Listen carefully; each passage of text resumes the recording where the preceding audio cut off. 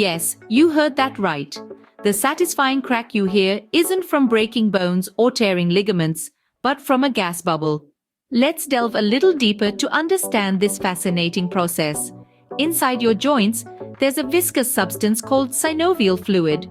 This fluid is a lubricant that helps to reduce friction between bones during movement. Now, this synovial fluid contains dissolved gases, mainly oxygen, nitrogen, and carbon dioxide. When you stretch or bend your fingers to pop your knuckles, you're essentially creating more space within the joint. This causes the pressure inside the joint to decrease. With the drop in pressure, the dissolved gases come out of the synovial fluid in the form of tiny bubbles.